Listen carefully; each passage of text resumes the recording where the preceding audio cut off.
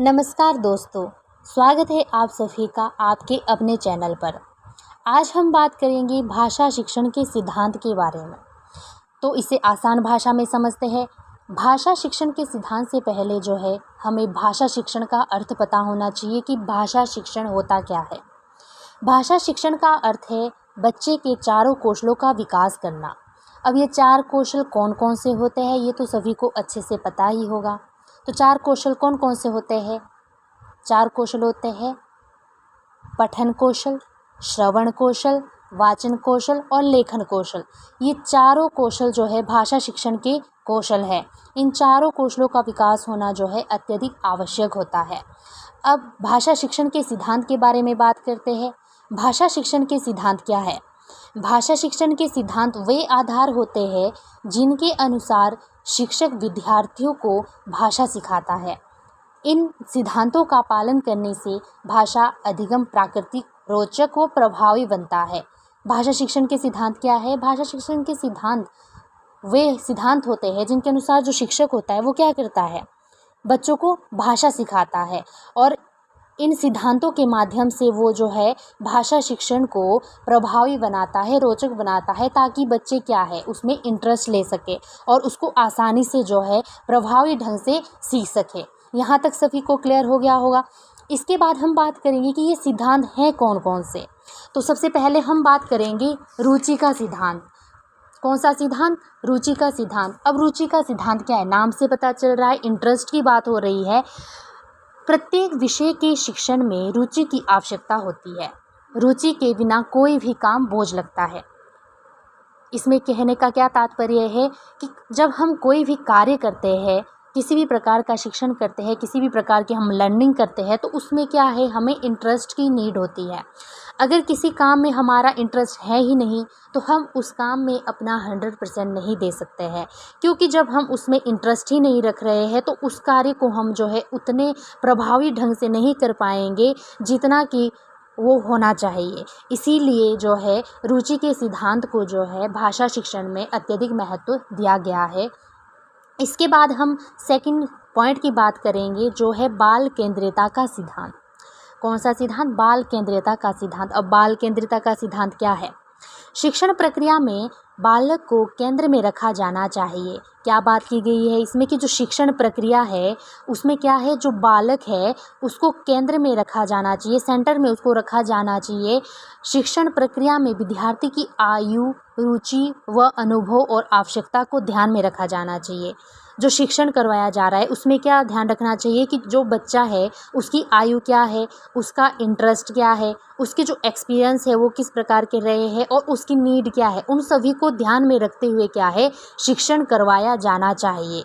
ठीक है, यहाँ तक सभी को अच्छे से क्लियर हो गया होगा। अगर किसी भी प्रकार का डाउट क्लास में रहता है तो आप उससे संबंधित कमेंट सेक्शन में जो है क्वेश्चन पूछ सकते हो, अपने डाउट क्लियर कर सकते हो। उससे रिलेटेड मैं जो है नेक्स्ट वीडियो में आपके डाउट क्लियर कर दूंगी। अब हम नेक्स्ट पॉइंट पे आते हैं, थर्ड पॉइंट पे, व्यक्तिगत विभिन्नता का सिद्धांत।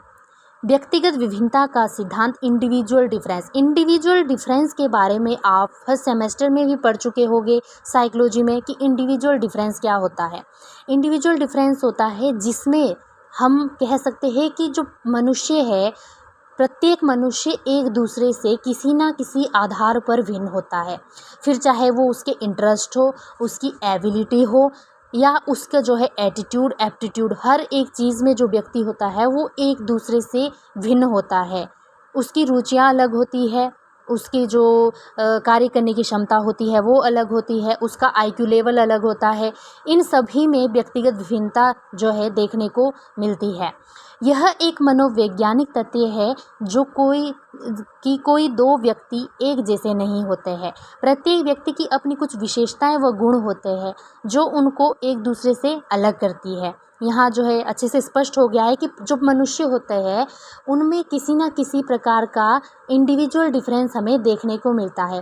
फिर चाहे वो उनकी विशेषताएं है या उनके गुण रहते हैं, तो उनको जो है वो विशेषताएं और गुण उनके एक दूसरे से उनको भिन्न करवाते हैं। ठीक है, इंडिविजुअल डिफरेंस आपका क्लियर हो गया होगा। इसके बाद हम बात करेंगे क्रियाशीलता का सिद्धांत। अब क्रियाशीलता का सिद्धांत क्या है? इस सिद्धांत से हमारा तात्पर्य क्या है? विद्यार्थियों को शिक्षण के दौरान सक्रिय रखना। बच्चों को क्या करवाना है कि जब शिक्षण करवाया जा रहा है तो उस समय उनको एक्टिव रखना। विद्यार्थी सीखते कब है?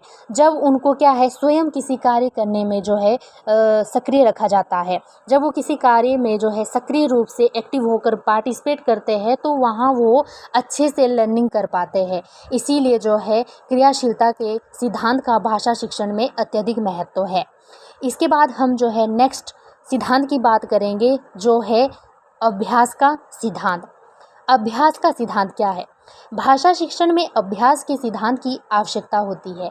सीखी हुई बात तभी व्यावहारिक प्रयोग में आ सकती है जब उसे याद रखा जाए, और याद रखने के लिए सतत अभ्यास की आवश्यकता होती है।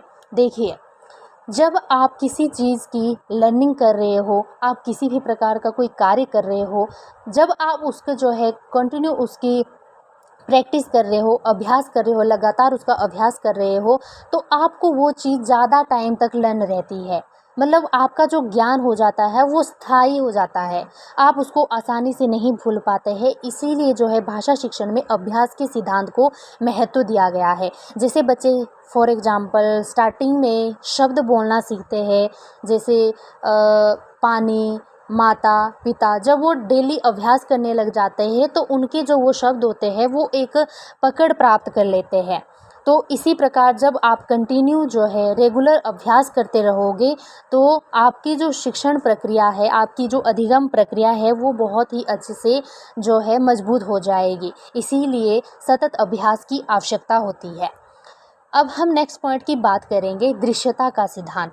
अब दृश्यता का सिद्धांत क्या कहना चाहता है यहाँ पे?